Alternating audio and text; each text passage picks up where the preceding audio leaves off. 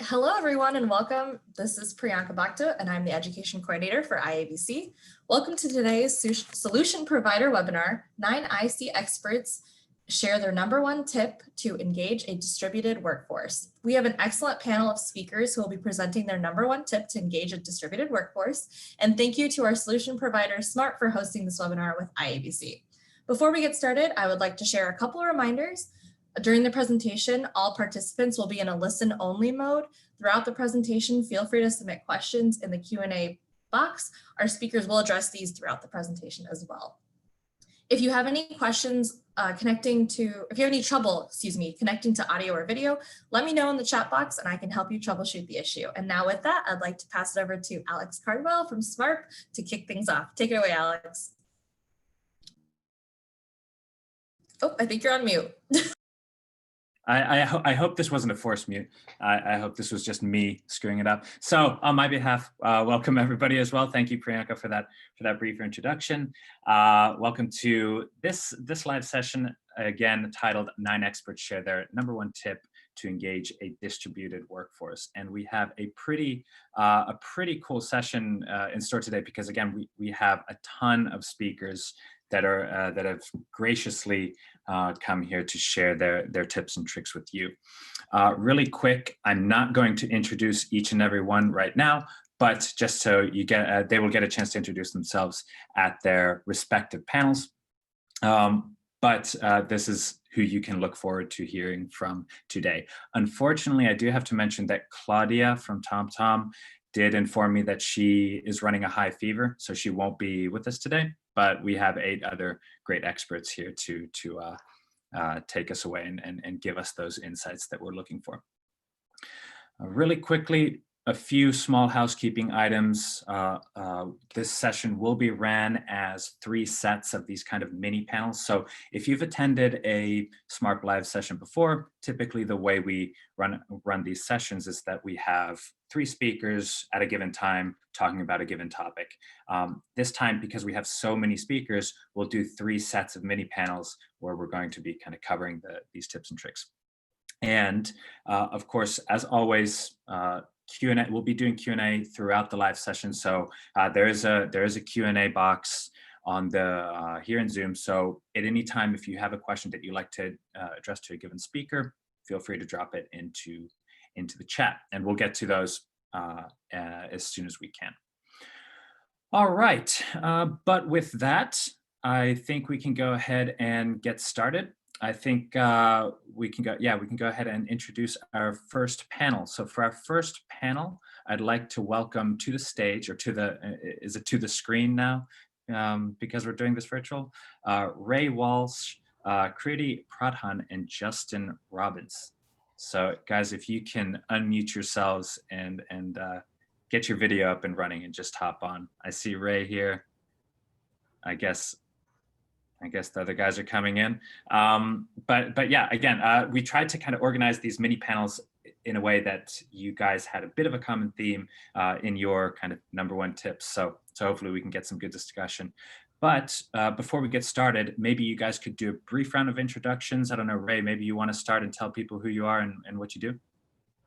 Sure, my name is Ray Walsh. I'm an independent communications consultant. I'm American. I've been in internal communications for about 20 years, but I've been living in Europe for the last 12. All right, well, glad to have you. Where exactly are you calling in from right now? I'm based in Prague. Okay. Yeah, we have a pretty distributed group of people today, so glad to have Prague represented. Kriti, how about you next? Hi, good evening, everyone. This is Kriti from Mumbai, India. I've been a communications professional since the last 18 years. So the only thing I know in my professional life is storytelling and making narratives. So I'm really looking forward to interacting with everyone today and learning from them. Thank you. Well, thanks for joining us, Kriti. And how about you, Justin? Yeah, hi everyone, Justin Robbins. My background is in corporate communications, having worked in mostly financial services for 15 years. In 2015, I left the corporate world to co-found a company called Fit to Communicate. And our vision is to empower everyone to communicate more effectively. And that's what we've been doing for the last 5 years, working with a range of industries from education, financial services, charities, retail, pretty much every industry that you can name.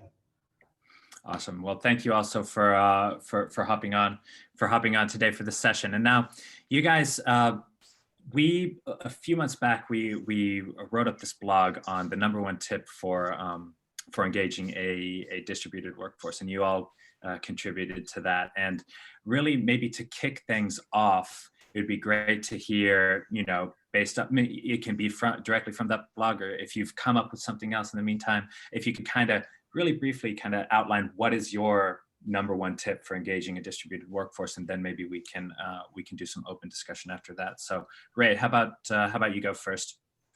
Great. I set up my camera and lighting with a cloudy sky, and now the weather's changing, so I guess flexibility is always important. As I said in my intro, I've been in Europe for the last 12 years, and normally I'm outside of the headquarters, the global headquarters. It's normally somewhere in an English-speaking country. And from what I've witnessed, it seems like the era of a cookie cutter approach to communications maybe should come to an end, where that's the same kind of message for everybody all around the world. I think the end goal should be that each employee feels that a communication has been crafted, it's been made especially for them. And in order to achieve that, we in the communications function can work with line level managers to enable them with adaptable, bite-sized pieces of content, assets that they can use to communicate with their teams. And I'm talking about visuals, maybe shareable social media posts, verbal talking points, maybe recommended reading lists, so links to interesting articles. The point is to let them be the messenger and to let them lead these conversations with their teams. With the outbreak of COVID this spring, we learned something where, in Europe, and it's happening again this fall, every country is in a different circumstance, and different degrees of severity, different degrees of lockdown, and even within a country, we're seeing differences from location to location, facility to facility. And in fact, when it came to COVID comms, a lot of it had to be locally driven. And in fact, I think that's always been true.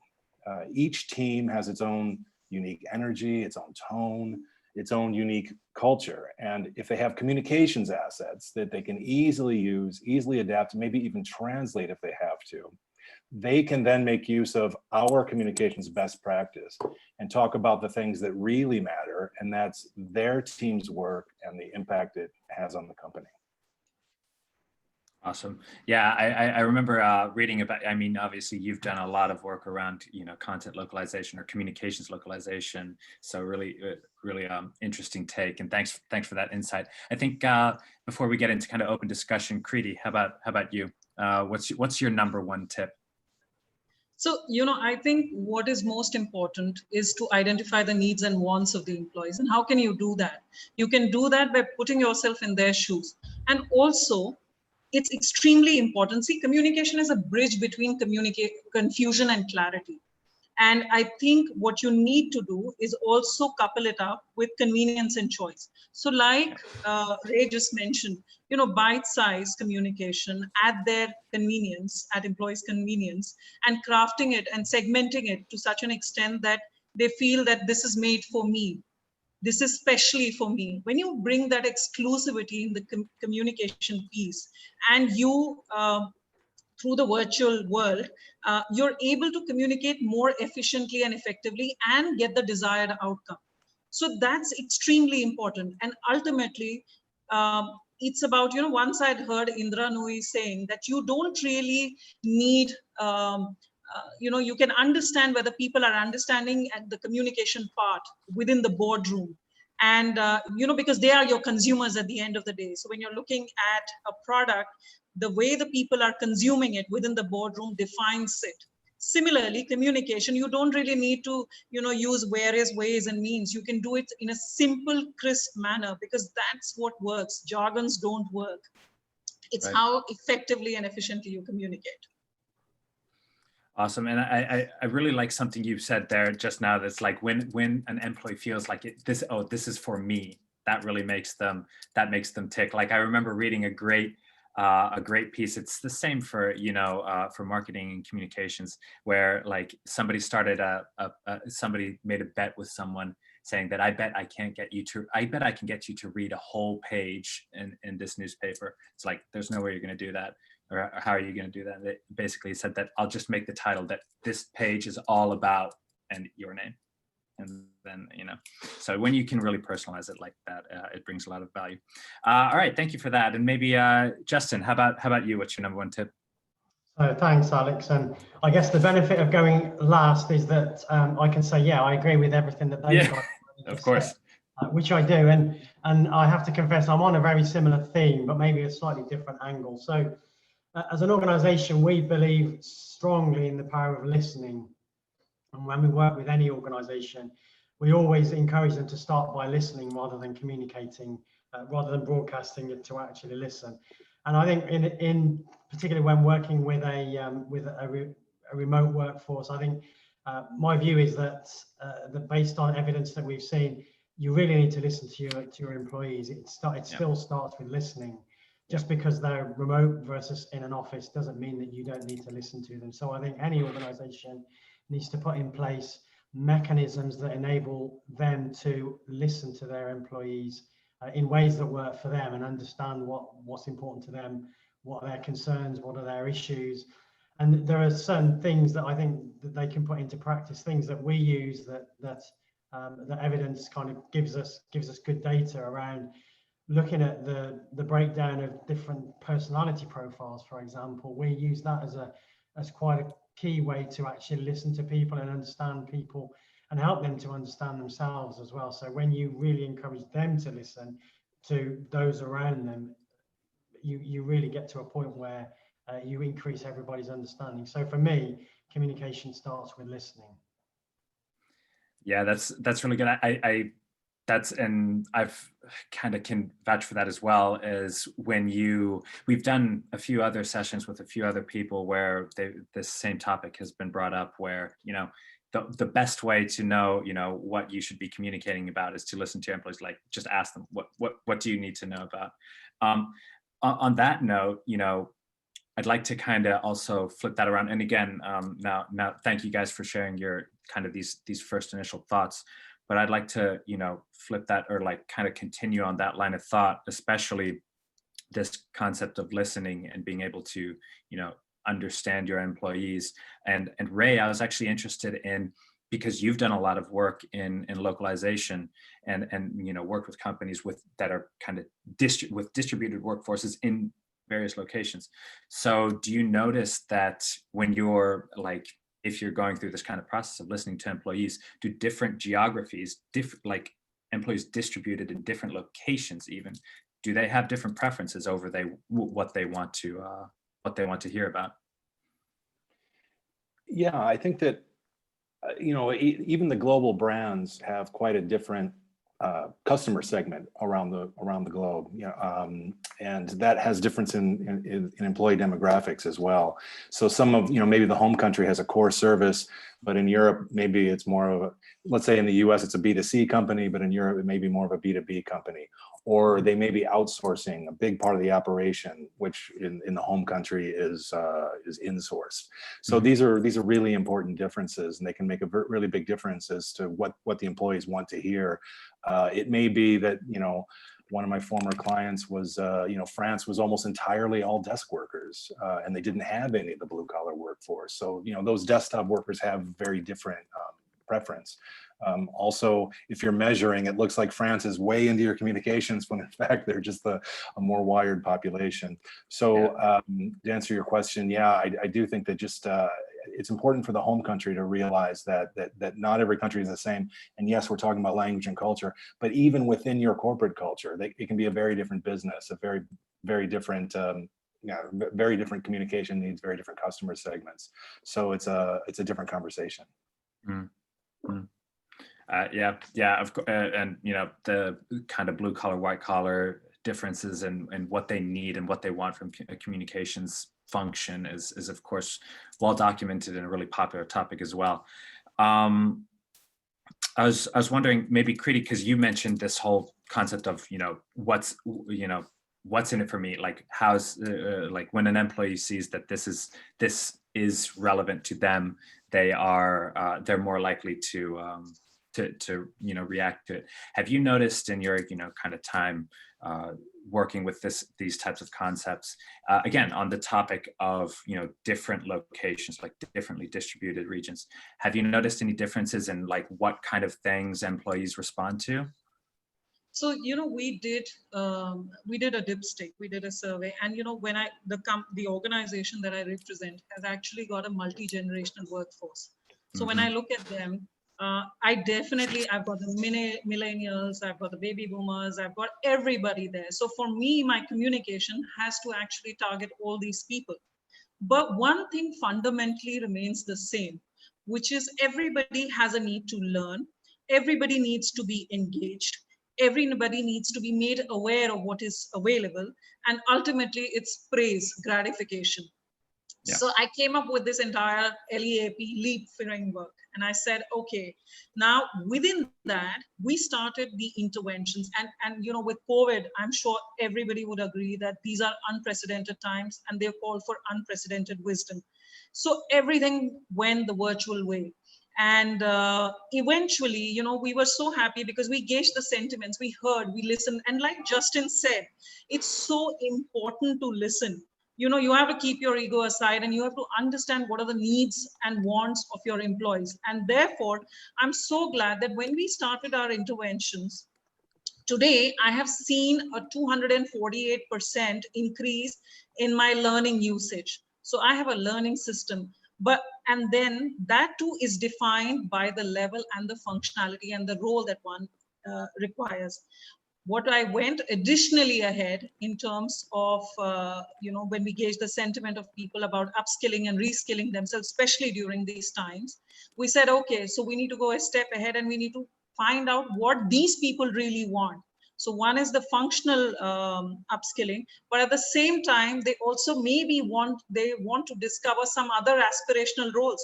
So we started working on those lines. The engagement was more about balancing the mind, body, and soul aspect of an individual, because everybody is going through a lot of trauma, emotional, physical, financial, mental. And I'm so glad to share, Alex, that we've been able to increase the morale. We've been able to understand what our employees wanted. We've been able to provide them with not only financial help in terms of insurance, but we've been able to help them with psychologists, etc., at zero cost. So the only thing you need to do, and we've received some great feedback saying you've communicated so well, you've actually reached out to us, and you've actually fulfilled our needs and wants. And I think communication, ultimately you reach, that's your ultimate goal, that you are able to create segmented communication, bite-sized communication, and give them as per their choice and convenience. We created, and I'm not going to take much time, Alex, because I know there are other people also, but during COVID, we created awareness books. These are the precautions you need to take. This is what you need to do. And then that was converted into an audio book. Mm-hmm. And then my people could actually listen to it at their own convenience and time. And that's another advantage. And they could actually circulate it beyond. So my communication is actually reaching out, not just to my fraternity, but beyond that as well. And that's amazing. And when you say, like, when people come back and say that, hey, you were really able to reach us, that's absolutely. That's what makes it all. That's what makes it all. Last point, Alex. There was a lot of disparity in terms of, we've gone virtual, right? So there is an on-screen, off-screen disbalance. We've actually introduced policies which says it's a recharge day. So the function will actually take leave on that particular day, the entire function. Nobody is going to disturb each other between 1:30 to 2:30. Yeah. Nobody is going to disturb, and people will wrap up their stuff 4 to 6 p.m. on Fridays every week. And these are called recharge days because you then are prepared for the coming week. So these are policies that we've made and we've communicated. And again, we've received brilliant response. Yeah. That's I'm done. that- I'm done. mic drop. But you really love to hear stories like that, and thank you for sharing it. I wanted to. I noticed we're at about 16 minutes for this panel, so I wanted to bring up one more question from the chat, and I think Justin, you might be a good person to respond to this because it was largely related to kind of the listening of employees. So the question reads, what are some examples of tools and systems that can augment human listening activities? Does it always need to be a tool or a system, or do you have like any other kind of process? Because you mentioned that, listen to the employees. How do you go about doing that? So it's a great question. I think there's always a danger that we always get caught up in the sort of latest shiny tools, and we see it with social media all of the time.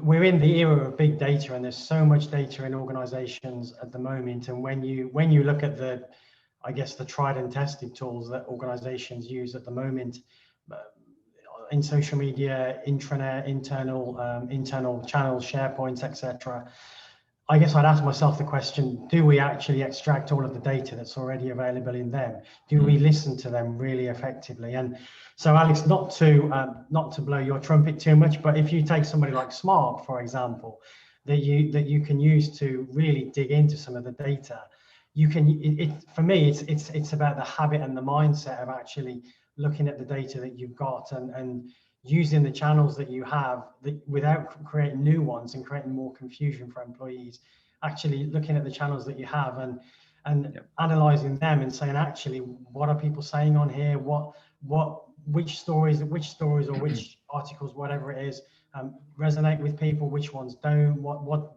are the sort of things that people are looking for? What are the words that people type in a lot?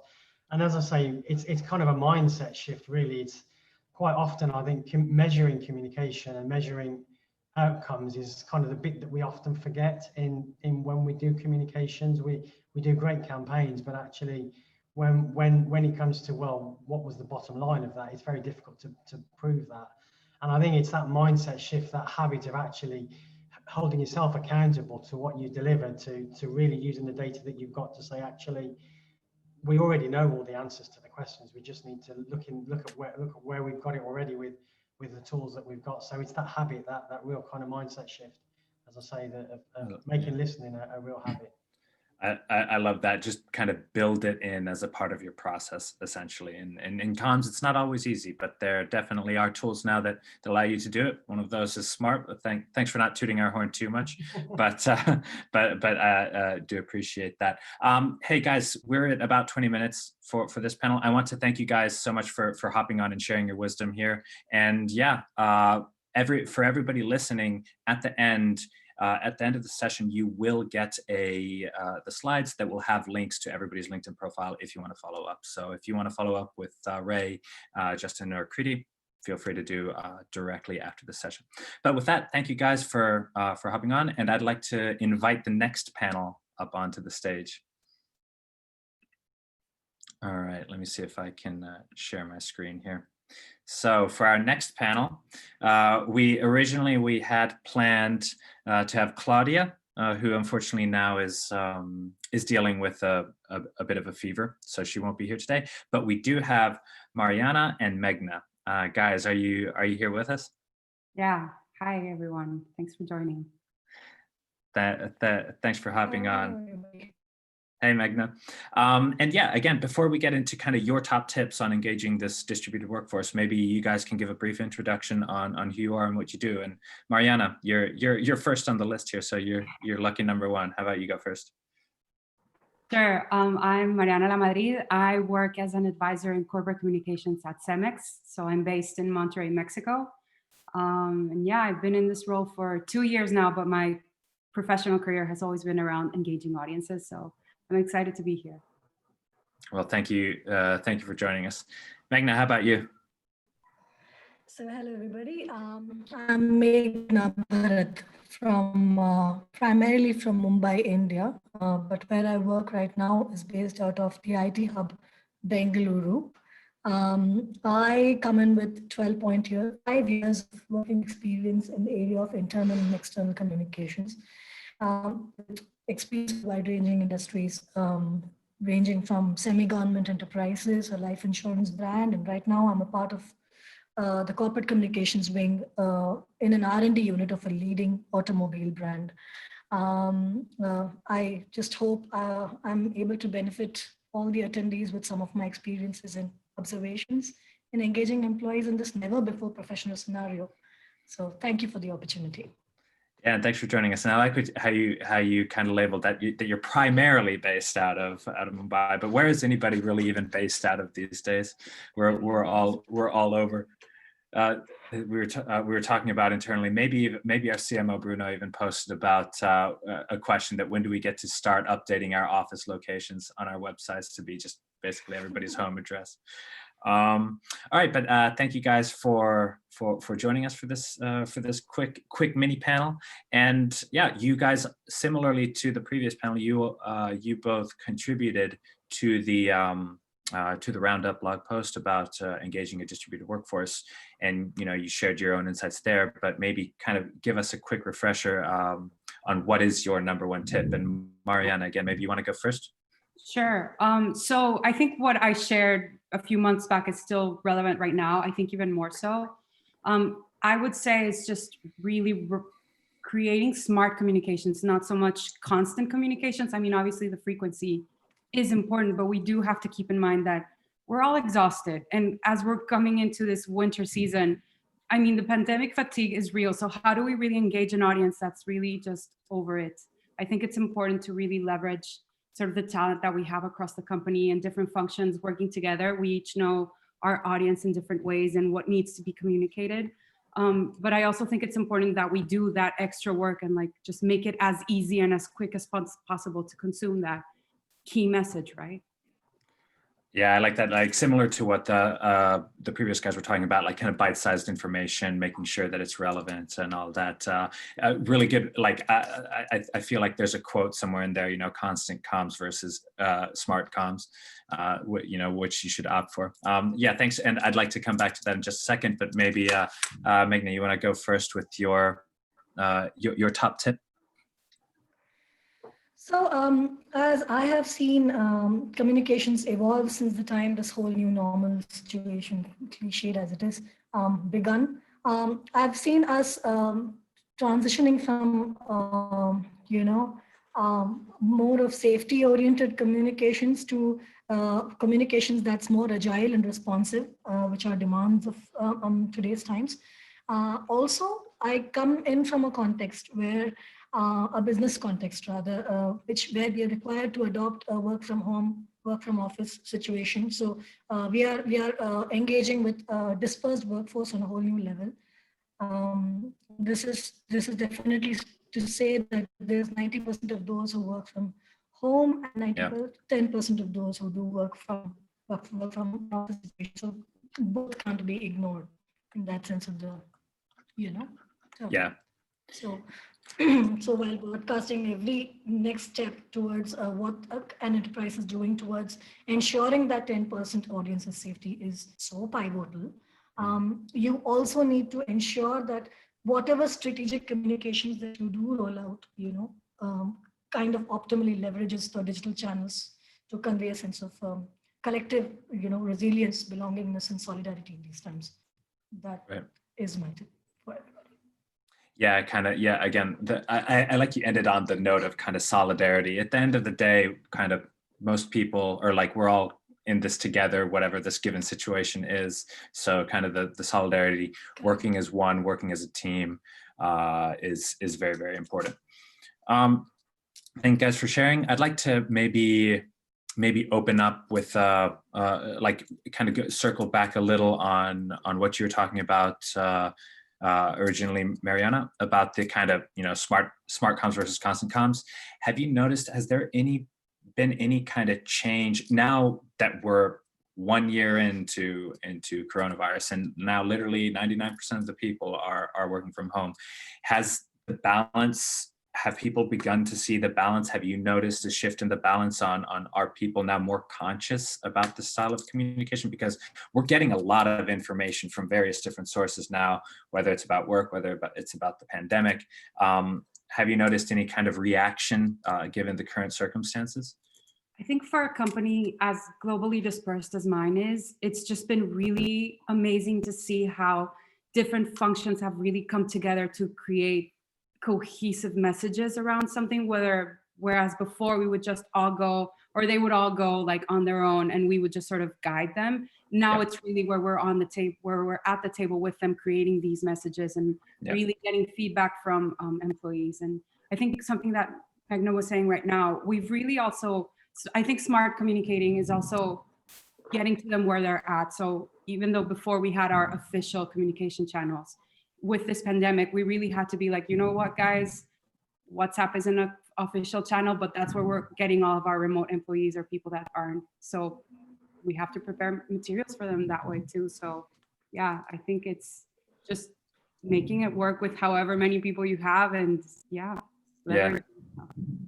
Yeah, that's a good point. And Magna, you did bring out the kind of concept of channels. Do you think has the amount of channels that we're engaging with our workforce, has it gone up in the last 12 months? Has it increased? I wouldn't say the amount of channels that have increased. I would say that the importance, or rather the significance of people out for those three primary channels has increased, in the sense that say a social intranet. I think it used to be more of a push proposition earlier, but now you do see that FOMO happening, right? Fear of missing out happening. Yeah. And you see more number of views and more number of clicks and more number of all of that on your, not just your social intranet, but just to take a small leaf from your last panel's discussion. What we're also seeing is communications is getting to, how do I say, getting a lot of qualitative feedback. Oh, Ooh, maybe we lost Magna for a second there. yeah, I think we did. Oh no.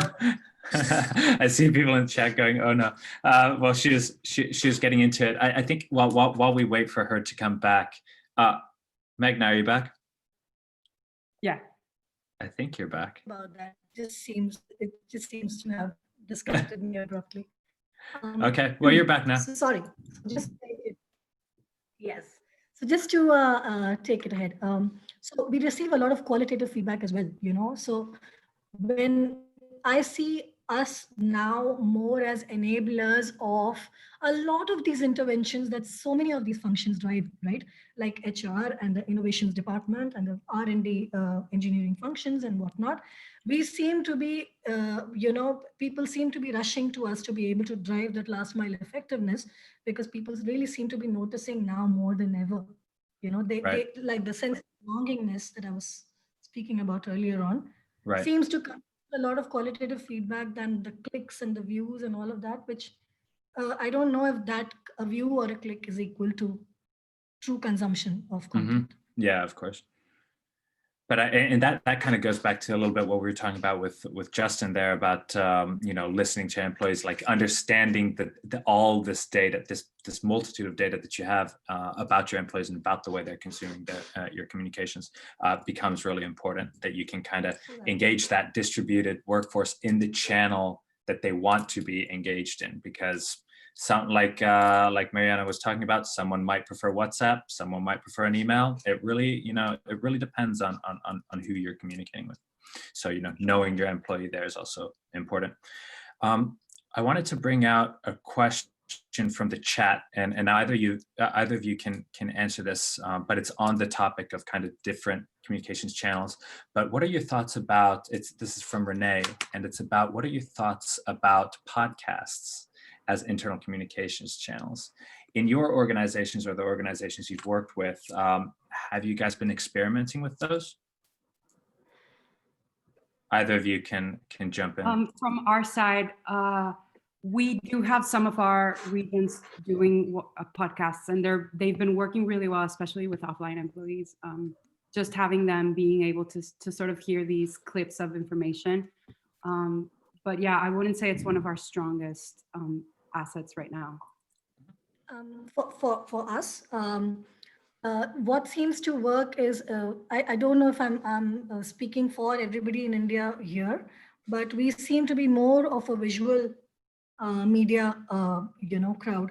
So what really works for us is a lot of these CEO addresses and employee candid videos, and E3s, as we call it, the executive level leaders who address people to lead from the front on certain crowdsourced contests, and egging them on to participate, and that kind of stuff really seems to take off rather than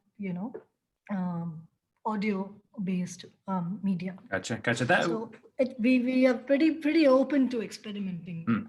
That's something we not mentioned as well. but that's an interesting insight also. Like, again, it kind of keeps going back to the concept of knowing your employee, knowing what type of media they want to consume. Yeah, exactly. It kind of brings up an interesting point, at least in what I've experienced, or what we've and a few other organizations we've been talking with have experienced too, is where kind of internal and external communications tend to start getting a little mixed up, or like not mixed up but combined.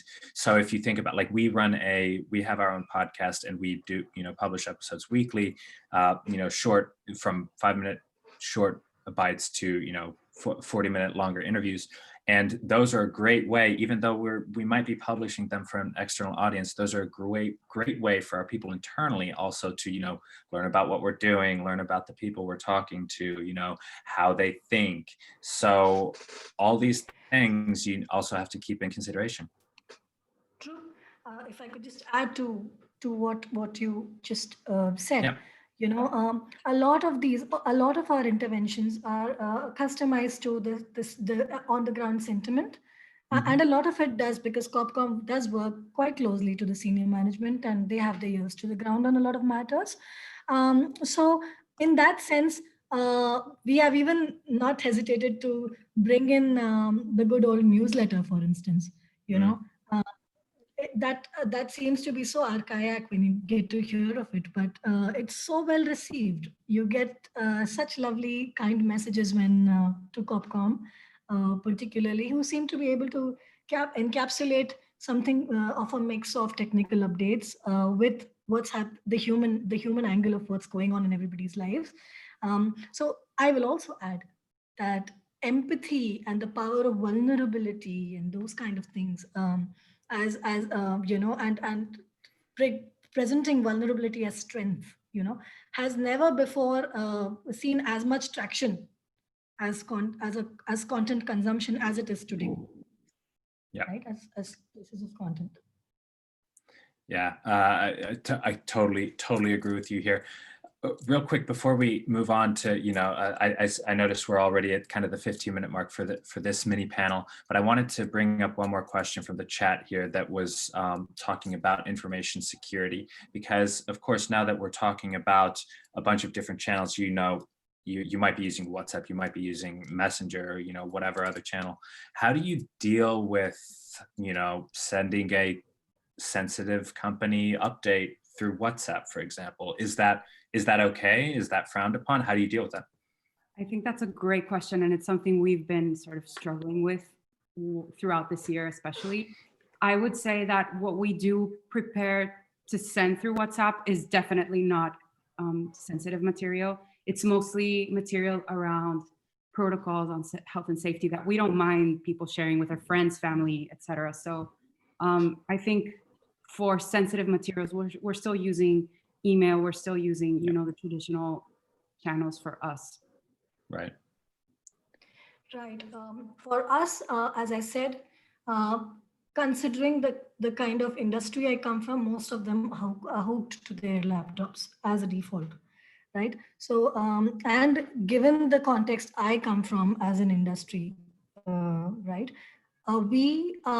Most of our communications, including emails, are encrypted and whatnot, and social intranet, of course, has these steps of, a highly secure environment that most of our content gets hosted on.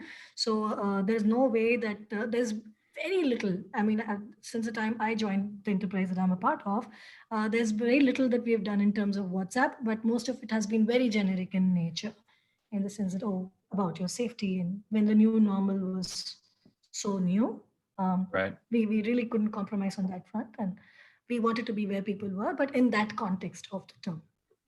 Yeah, yeah. So still probably some growing pains around that kind of, you have, of course, at the end of the day, if it is something super sensitive, you do need to make sure that you're using, the correct channels, the channels that that are, certified as secure, et cetera, et cetera.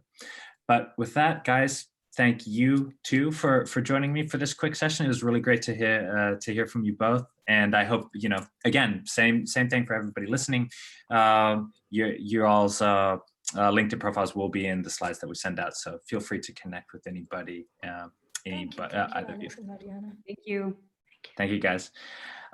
With that, I'd like to invite our next and last mini panel up onto the stage. Don't look at my Slack. Onto the stage. We're going to be talking about with Michelle, Irina, and Adam. Guys, are you with me? Morning. Yep. Hi, Alex. Hi. Hi, it's Irina here. Hey guys. Welcome to this to the last but not least mini panel of the day. Thank you guys for calling in. And again, same process. To get this started, let's do a quick round of introductions. Michelle, how about you go first? Morning from Canada.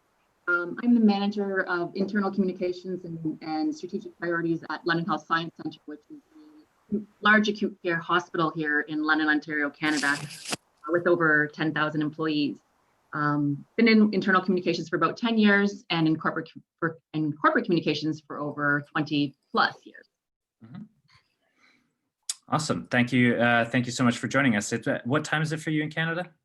It is 10:40. Okay, like we were just talking about before we got online. I'm all out of whack because the time switch changed for me. So I don't know my time zones anymore. Thank you so much for calling in. Irina, how about you next? Hi, from my side, I'm from Bulgaria and I've been in internal communications in the past 10, 11 years almost. The companies I worked for were in the telecom industry. I worked for Coca-Cola. I worked in a communication agency dedicated to internal communications. And the most recent one was a global company with operations in 17 countries, so I can really relate to what Ray was talking about, the localization, and we'll be happy to share my tips with you today. Great, well, thank you for calling in as well. And last but not least, Adam, how about you? Hi, everybody. I'm Adam Chason. I'm an internal communications director with the Global Content and Campaigns team at Standard Chartered Bank. I'm Canadian, so the second Canadian on the panel, but I'm based in Singapore, which is where I've been for the past 6 or 7 years. And I've been working in internal comms for about a dozen years. In addition to financial services, I've had comms roles in the oil and tech industries. Before moving to Singapore, I did a stint in Qatar for a couple of years. And before that, I worked in the Netherlands for 4 years. And yeah, so I'm very happy to be here and part of the panel. Awesome. Thank you for calling in. I think we have like a North America, or sorry, we have a kind of North America, Europe, and a Canada, Europe, and Asia split here. So we're all across the globe for this panel. Like our previous mini panels, you guys also contributed to the same post on kind of the #1 tip for engaging a distributed workforce. And again, same fashion, really quick. If you guys could just highlight what your #1 tip is. And Michelle, maybe again, you want to go first? Sure, thank you. Thanks to IABC and SMART for allowing us this opportunity to chat amongst our colleagues. There's so many great things that have come of working from home and having this distributed workforce, but what I want to focus on is one of the challenges I see, and that is the impact it has on workplace relationships. Those water cooler chit chats, the lunch in the conversations in the lunchroom, the conversations you have just pre-meeting, just catching up on how's the family, how are you doing, etc. We now meet on Zoom. There's no chatting pre, and then as soon as the meeting's over, you leave it right away. You can't find out what's going on in people's lives. Similarly, when you're working on a project, you're using lots of modes of communication, excuse me, not transportation. I'm thinking about travel. And you're checking in, but it becomes very transactional in nature. And so all of that, I'll call it touchy-feely, warm stuff is gone. And so that is my number one tip is that we really need to make sure that we are including that as part of our communications. I mean, that's so important because like it really gives, makes everything else you do so much more impactful when you're able to put that. For sure. Yeah. Easier said than done, I know. And you're talking about working in our organization, 10,000 employees plus, it really becomes very localized. And so we're working with our frontline leaders to ensure, as part of their communications plans, they build these things in, these purposeful check-ins, whether it's including it at team meetings, doing a check-in. Some leaders are doing the start the meeting, is it a thumbs up or thumbs down, and they can gauge their employees to see if, that same employee's always got the thumbs down. Maybe they need a follow-up phone call. Adding in, fun questions to get started, question of the day. It reminds me of the show and tell when we were young kids in, kindergarten, grade 1, when you got to bring something in to show your colleagues. So having a question to spark that, and or building in meetings that are really just about socializing. So we've worked with our frontline leaders to incorporate this into their own communications plans. All of our departments have their own communications plans, and we work with them to ensure that this is part of their regular practice now. I did see a question that came up from one of the participants to ask about what do you do if you have an organization that doesn't use their managers for the communications, and I don't know what to say with that. I can tell you we're 6 years into this process where we've built these purposeful communications plans for departments, and I strongly encourage organizations to go this route. And I'll stop there. I'm glad. Also, I actually wanted to ask that question early on, and I was thinking that maybe we can sneak it in here towards the end. But I'm good. Maybe we'll get some further opinions still. But let's move on. And Irina, maybe you want to share your number one tip with us as well. Yeah, if I just need to explain it with one sentence, it will be how to create a spirit of togetherness. In the times that we live now, we use the terminology social distancing, and I hate it honestly, because it's physical distancing.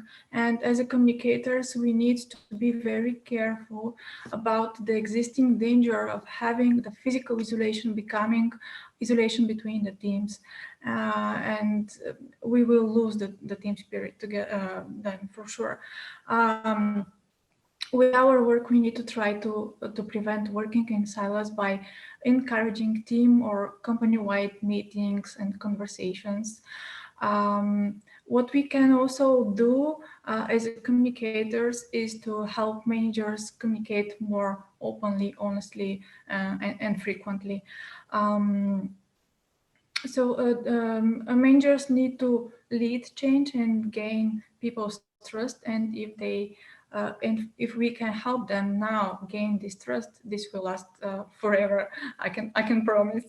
And so here we can also think how we can support middle managers in all the stress and the obligations that they bear now on their shoulders, because yes, the high-level managers have a lot of responsibilities right now, but there's a lot of things going on, and there's a lot of stress put on the middle managers, and we need to we can work very closely with them on two directions. First, listen to them as an audience and support them in their communication obligations within the teams, and second, we can use them as a source of information back as a what's going on in the company at all. So when we were talking about the listening, it's not always the tools and the systems that use, is just a conversation, people with people. So probably some meetings with line managers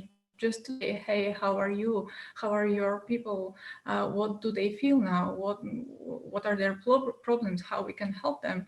This is a very, very useful for me tool of having the information information back. So yeah, and yeah, more or less these are most important tips I can share. It's hard to condense it into one, and I like how you touched on a lot of stuff we've already talked about. The sense of one and solidarity, middle managers, and how they're used, the listening to employees. So many great things there. So we'll circle back to those in just a minute. But before that, Adam, I'd like to also hear your number one tip for engaging a distributed workforce. Sure.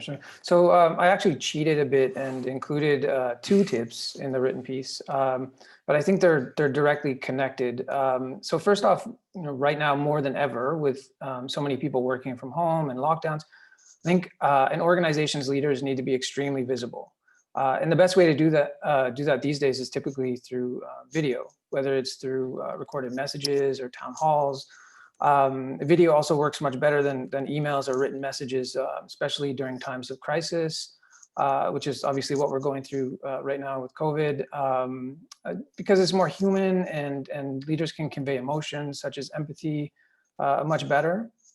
And employees can actually see this, right, firsthand. Your business leaders, they also set the tone in terms of your organizational culture. They role model the behaviors you want, that you want your employees to follow. And they're the ones who can really unify people, bring them together, even virtually, and kind of lead the charge when it's really needed. And related to that, I'd say your organizational culture is really important. So I think you need to double down on your culture and your values and what sets you apart from other organizations. So this should, I think, really come through in your messages and other content that you produce. So at Standard Chartered, we've really ramped up our content and stories this year, especially in Q2, I guess, when COVID really started to hit. So content and stories that show employees living our values, making a difference in the community, going above and beyond for clients. And we've heard a lot from our management team and even clients voicing their appreciation for our employees and what they've been going through, right? So they don't feel alone and everyone's behind them. And one other point, I think physical space and your location really matters, right? And getting face time with colleagues really matters and plays a role in reinforcing that culture, right? So if your employees aren't going into the office, which many aren't doing right now, they're not automatically, drinking the Kool-Aid. And you need to find ways to make them feel that they're still part of the organization, part of something bigger. Also, so they don't feel disconnected and isolated, right? Or they could end up feeling like they could just be working for any other company out there. So that's my advice, and hopefully some of this can help unify people and get everyone swimming in the same direction. Yeah, I like how you also framed that in people not, or like the way you frame it is good. Like the people might not automatically be drinking the Kool-Aid, but like automatically by coming into the office, but you can kind of make sure that you can kind of create this cohesive unit of one by good storytelling, engaging your leadership, et cetera, et cetera. And I think that's something that we've all touched upon at a point in time throughout all these mini panels, basically. One thing I wanted to kind of pick up on there, because something you Adam mentioned, and Michelle and Irina, feel free you guys to jump in also on this, but is the concept of FaceTime. Like, you're not necessarily getting enough FaceTime with your managers, with your colleagues, et cetera, because we've been, throughout the most of our existence, we've learned to become creatures that socialize and get this kind of interaction. So is there any real substitute to FaceTime, given that now it's almost, I went to to see a doctor the other day, and like literally there I couldn't really even see the doctor face to face. So is there any substitute to FaceTime in this era? Have you guys noticed anything? Anyone can jump in. Yeah, probably I can start. It's difficult. Our communication is more non-verbal communication usually than literally the letters, the words that we say. But probably we can have some small, how to say, rituals. When we start the team meeting, we can spare the first 5-10 minutes just to say, how are you? What's going on today? How do you feel? How's your child? How's your family?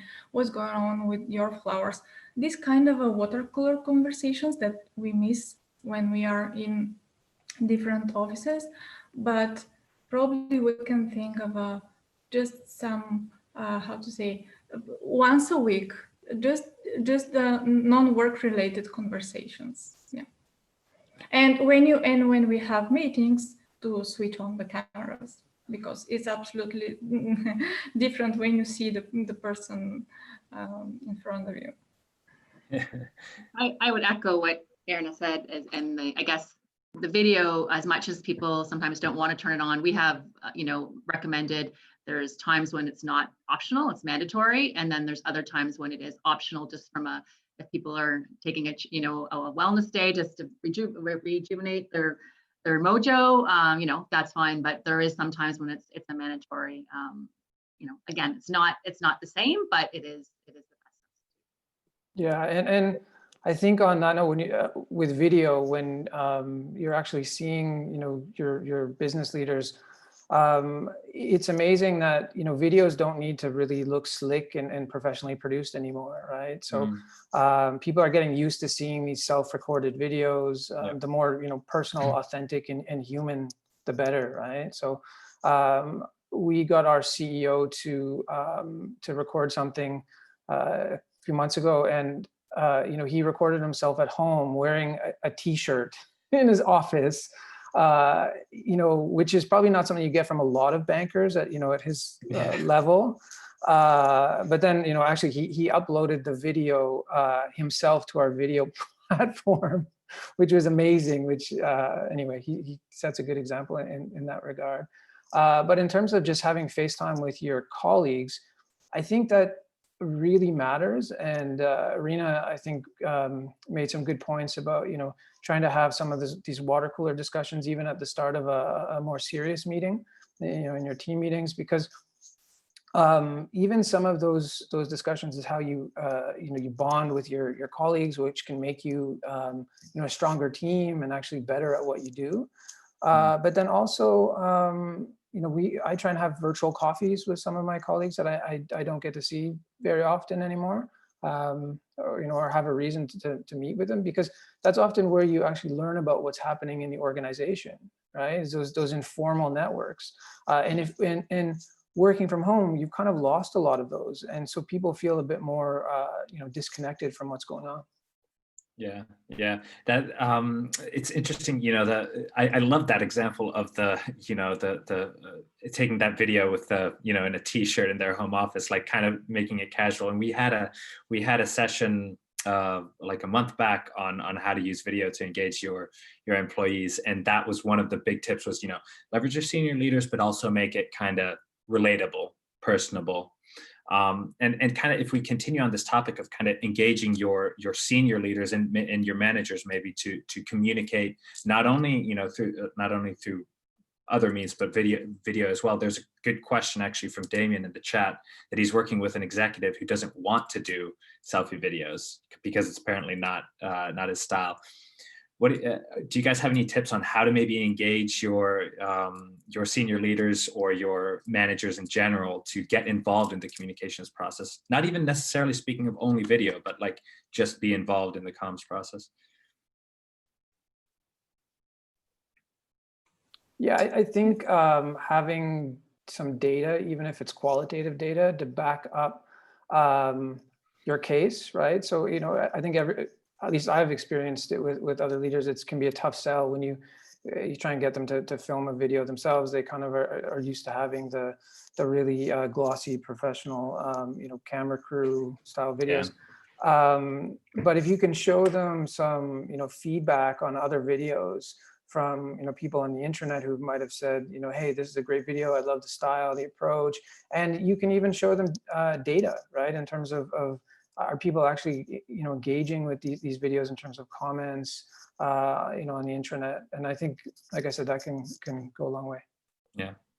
I think the other issue is sometimes they just don't know how. And so providing them some, guidance, even maybe perhaps sitting in with them if it's feasible, to do the first one, to show them how easy it really is. So I think sometimes it's just, they don't, particularly if you're dealing with a CEO who's not as tech savvy, it just may be that, oh, I can't do that and make it look good. So providing them that coaching. I love that. Yeah, that was exactly my thought that Michelle shared.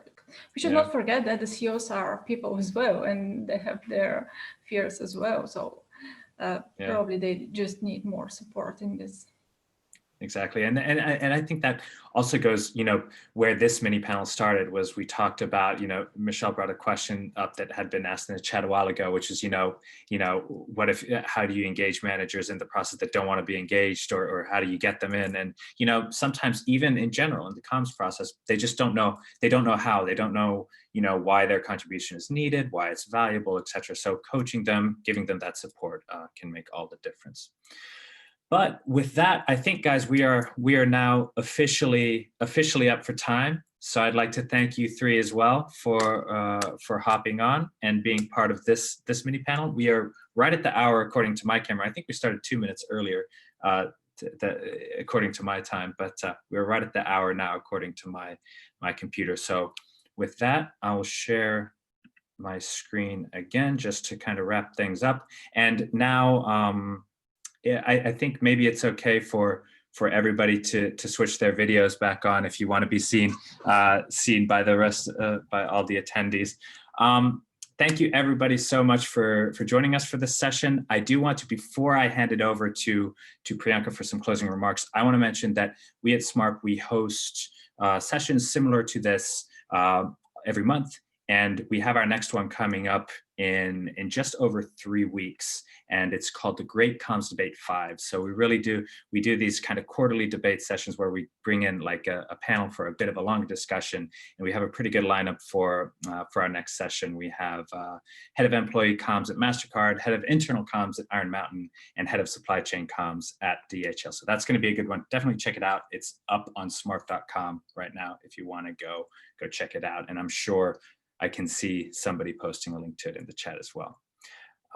But with that, I'd like to thank everybody for attending. I'd like to give a huge shout out for all of our speakers for joining us today for this for some of you, it was a late evening session. I know, Adam, you're probably ready to, head off to bed. In Singapore, it must be late. Similar in India, it's getting kind of late. So, and whereas for maybe Michelle, the day is just starting. So thank you all for joining us, and thank you to all the attendees for tuning in. Again, all our contact information will be in this deck, which you will get after directly from the IABC.